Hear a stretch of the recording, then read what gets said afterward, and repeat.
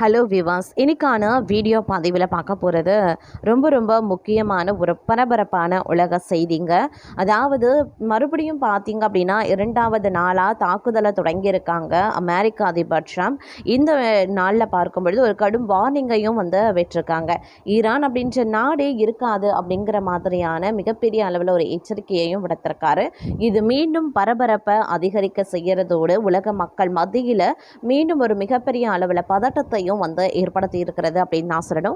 இது குறித்த எக்ஸ்க்ளூசிவ் தகவலோடு இன்னும் பரபரப்பான உலக செய்திகளை நீங்க தெரிந்த பலன் பெற வீடியோவை ஸ்கிப் பண்ணாம கடைசி வரைக்கும் பாருங்க. வீடியோக்குள்ள போகிறதுக்கு முன்னாடி இது வரைக்கும் நீங்க நம்ம சேனலை சப்ஸ்கிரைப் பண்ணல அப்படின்னா உடனே சப்ஸ்கிரைப் பண்ணிக்கோங்க. அப்படியே பக்கத்துல இருக்கக்கூடிய நோட்டிபிகேஷனுக்கான பில் பட்டனையும் பிரஸ் பண்ணிக்கோங்க. சரி நேர்களே, வாங்க வீடியோக்குள்ள போகலாம். போர் நிறுத்த ஒப்பந்தத்தை ஈரான் தொடர்ந்து மீறி வந்துட்டு இருக்காங்க. அவங்க ஒருபோதும் பாடம் கற்க போவது கிடையாது.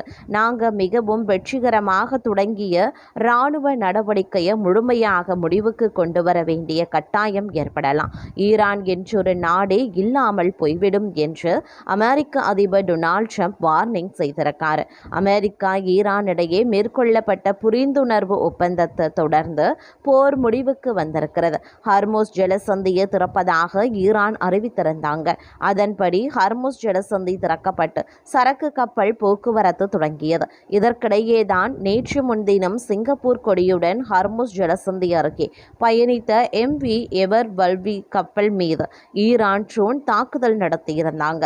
இதையடுத்து போர் நிறுத்த ஒப்பந்தத்தை மீறியதாக கூறி அமெரிக்கா ஈரான் மீது தாக்குதலை நடத்தியிருந்தது. ஈரானின் ஏவுகணை மற்றும் ட்ரோன் சேமிப்பு மையங்கள், கடலோர ரேடார் தளங்களை குறிவைத்து அமெரிக்கா தாக்குதலை நடத்தியிருந்தது.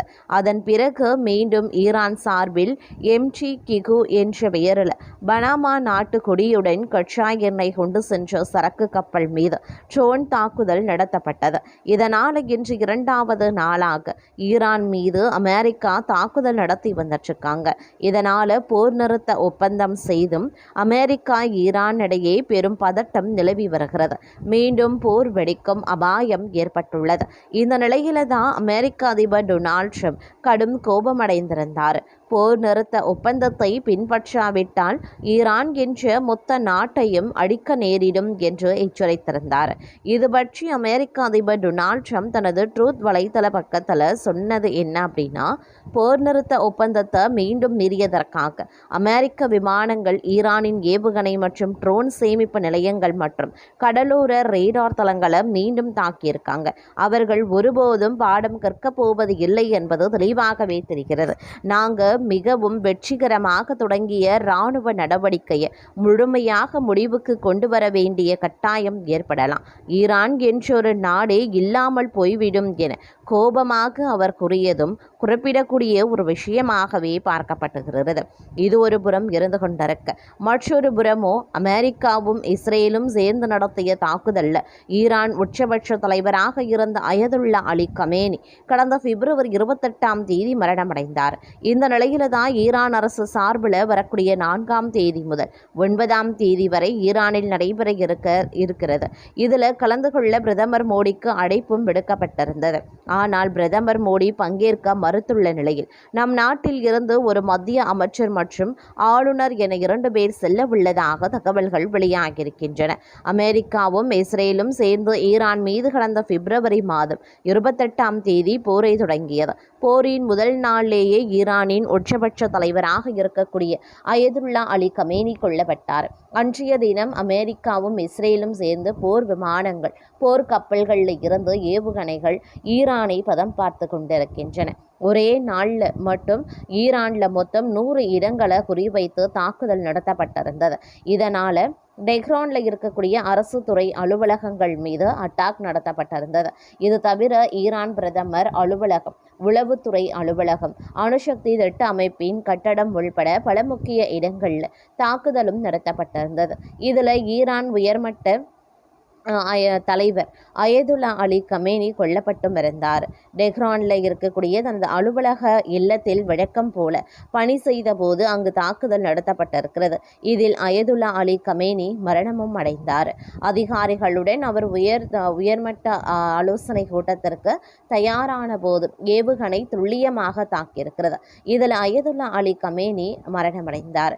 ஈரானின் உயர்மட்ட தலைவர் கொல்லப்பட்டாலும் கூட தொடர்ந்து போர் நடந்து வந்த கடந்த மாதம் அதாவது ஜூன் தான் ஈரான் அமெரிக்கா இடையே தற்காலிக ஒப்பந்தம் மேற்கொள்ளப்பட்டது. இதையடுத்து போர் முடிவுக்கும் வந்திருக்கிறது.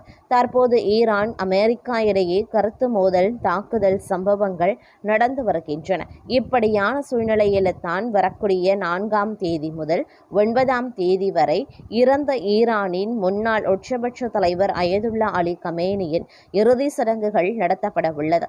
ஈரான் தலைநகர் டெஹ்ரான் மற்றும் அயதுல்லா அலி கமேனி பிறந்த இடமான மஷாத் ஆகிய இடங்களில் இறுதி சடங்குகள் நடைபெற உள்ளது.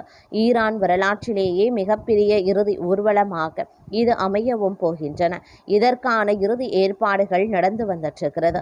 இந்த இறுதி ஊர்வலத்தில் பிரதமர் நரேந்திர மோடி பங்கேற்க வேண்டும் என்று ஈரான் பிரதமர் மசூத் பெஷாக்கியான் அழைப்பு விடுத்தார். இது தொடர்பாக நேற்று பிரதமர் மோடியை தொலைபேசியில் தொடர்பு கொண்டு பேசினார். இந்தியா ஈரான் இடையே நல்லுறவு இருக்கும் நிலையில் இந்த அழைப்பு வந்துள்ளது. ஆனால் பிரதமர் மோடியும் அயதுல்லா அலி கமேனியின் இறுதி சடங்கிற்கு செல்லவில்லை என்று கூறப்படுகிறது.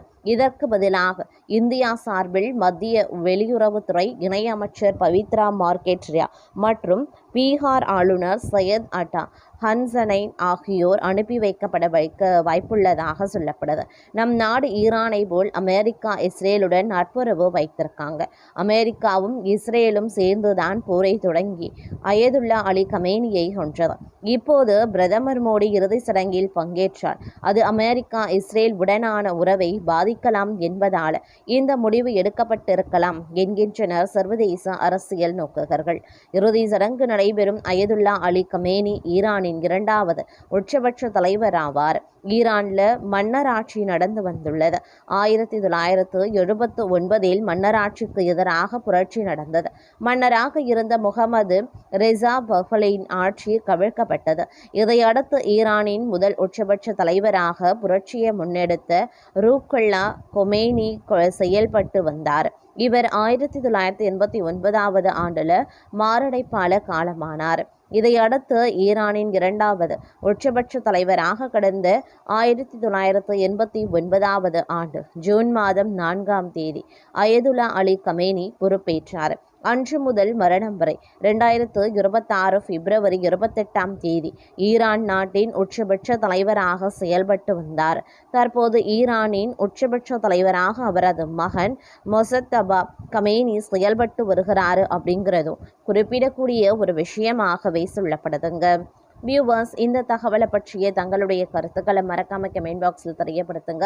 இது போன்ற பரபரப்பான உலக செய்திகளை உடனுக்குடன் நீங்கள் தெரிந்து கொள்ள நம்ம சேனலை சப்ஸ்கிரைப் பண்ணிக்கோங்க. அப்படியே பக்கத்தில் இருக்கக்கூடிய நோட்டிஃபிகேஷனுக்கான பெல் பட்டனையும் ப்ரெஸ் பண்ணிக்கோங்க.